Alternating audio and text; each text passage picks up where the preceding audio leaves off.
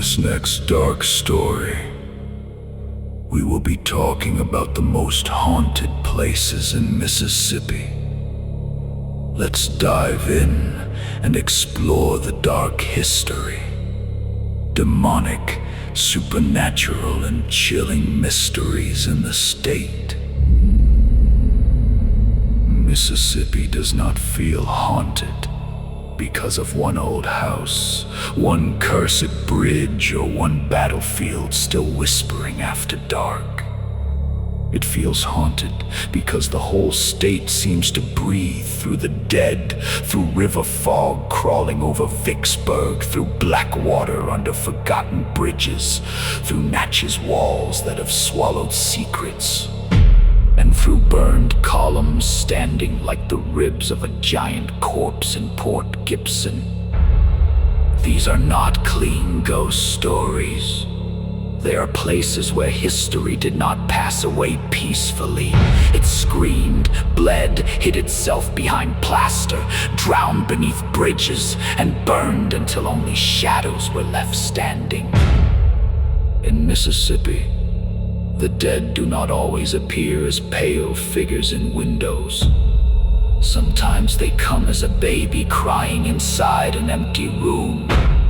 Sometimes they drag chains under a bridge. Sometimes they stand between ancient columns at dusk, waiting for someone living to hear them breathe.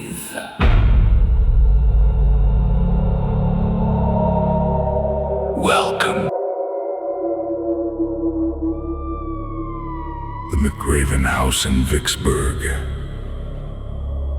is often called Mississippi's most haunted home. And once you know its history, it is hard to imagine anything peaceful living inside those walls. Built in 1797, the earliest section of the house is tied to Andrew Glass, a violent highwayman who allegedly used the property as a hideout after robbing travelers along the Natchez Trace. That alone would be enough to poison the air, but McRaven kept collecting darkness. Rooms were added through the decades, each one carrying a different century of grief, until the house became less like a home and more like a layered tomb. During the Civil War, it served as a Confederate field hospital, and the rooms that once held family dinners became places of blood, fever, amputations, screams, and men calling for mothers who would never come. Visitors describe the house as if it has moods, sudden cold spots, heavy pressure in the chest, footsteps crossing empty rooms, and voices that seem to come from directly behind them, even when they are standing alone. The most terrifying part of McRaven is not only that people claim to see ghosts, it is that the house seems to know when it is being watched.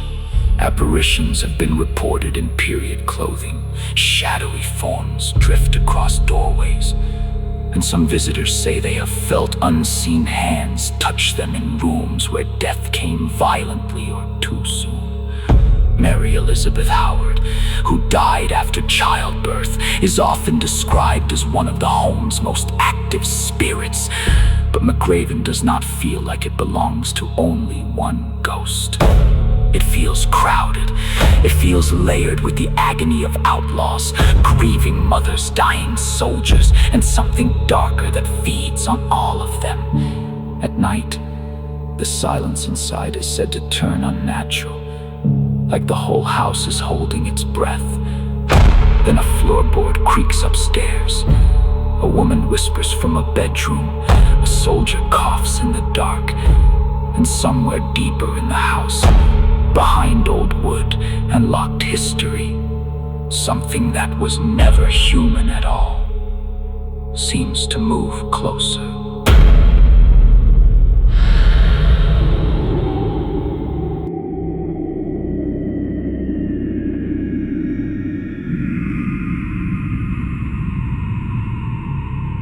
Next is Stuckey's Bridge.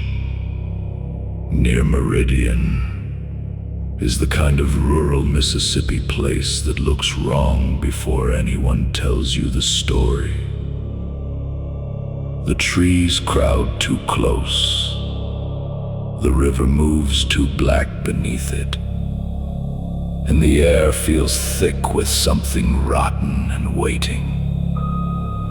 According to local legend, a man known as Stuckey ran an inn near the old road and preyed on travelers who stopped there for food, warmth, and rest. They trusted him because they were tired. They trusted him because the road was lonely. And that was the last mistake many of them ever made. The story says Stuckey robbed and murdered his guests, then buried their bodies near the riverbank, turning the land around the bridge into a hidden graveyard. When the killings were discovered, he was supposedly hanged from the bridge itself, his body left swinging over the water as a warning. But warnings do not always end evil. Sometimes they anchor it. Locals and ghost hunters have long claimed that Stuckey never left the bridge. People report seeing a lantern moving along the riverbank when no one is there, hearing footsteps on the bridge behind them, and catching the shape of an old man watching from the dark. Some say they hear a sudden splash in the water, as if a body has dropped from a rope again and again, trapped in the moment of punishment. Others describe screams carried through the trees, not loud enough to be human, but too full of pain to be animal. The demonic feeling of Stuckey's Bridge comes from repetition. A murder repeated, a hanging repeated, a death sound repeated under the boards, like the bridge itself is replaying a curse. Stand there too long after sunset, and the dark begins to feel crowded. The river below does not sound like water anymore. It sounds like something dragging fingernails through mud, looking for the bodies Stuckey buried, or looking for one more traveler to keep them company.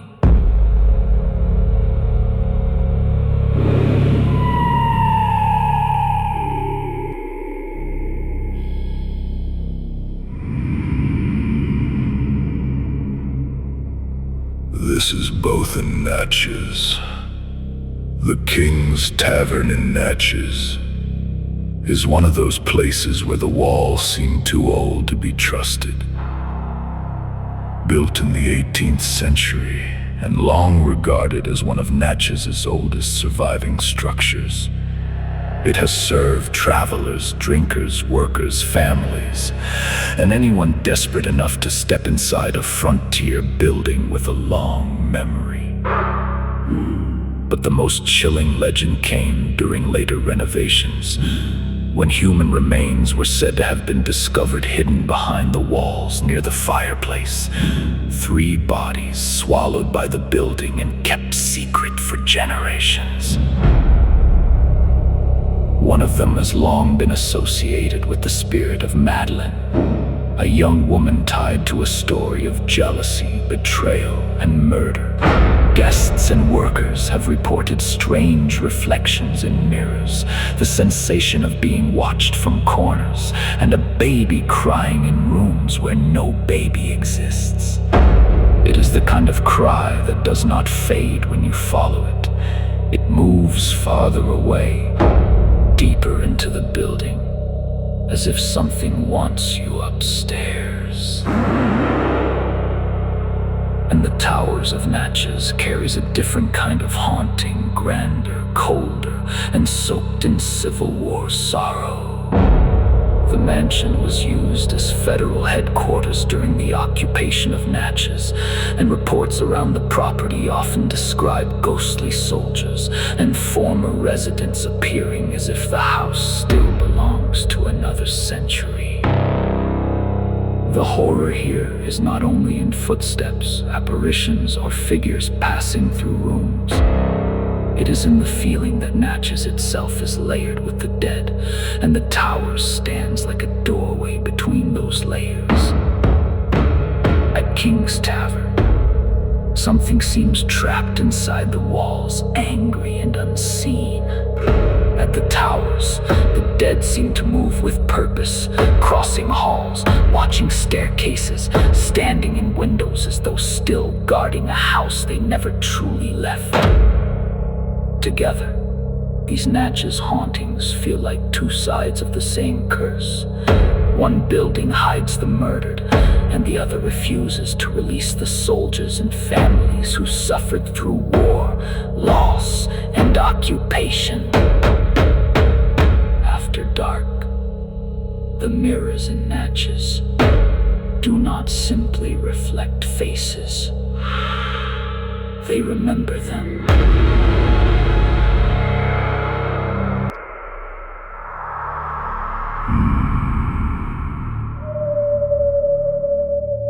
Lastly, the Windsor Ruins near Port Gibson may be the most visually terrifying haunted place in Mississippi, because it no longer looks like a house. It looks like the skeleton of one. The mansion was completed around 1861 and was once one of the largest and most impressive antebellum homes in the state. But after surviving the Civil War, it was destroyed by fire in 1890. What remains now are towering Corinthian columns rising from the ground like bone-white monuments to arrogance, grief, and ruin. During the war, the mansion was used as an observation post and hospital, meaning those grounds witnessed wounded soldiers, military occupation, fear, sickness, and death before the fire ever came. The mansion burned away, but the columns stayed, and that is what makes Windsor so disturbing. It feels unfinished, as if the house died standing up. People who visit Windsor Ruins often describe the place as beautiful in daylight and deeply wrong at dusk. The trees close in, the columns cast long shadows that look almost human. The wind slips through them and makes a hollow sound like breath passing through a throat with no body left around it. Reported hauntings speak of soldiers walking between the columns, former residents appearing and vanishing, strange presences moving at the edge of sight. But the darkest feeling at Windsor is older than a simple ghost. It is the sensation of a place stripped down to its bones and still aware. There are no rooms left, yet people feel watched. There are no walls left, yet footsteps seem to echo. There is no mansion left, yet something still stands guard where the doors used to be. At night, Windsor Ruins does not feel abandoned. It feels exposed, like the fire burned away the house and revealed the haunting underneath.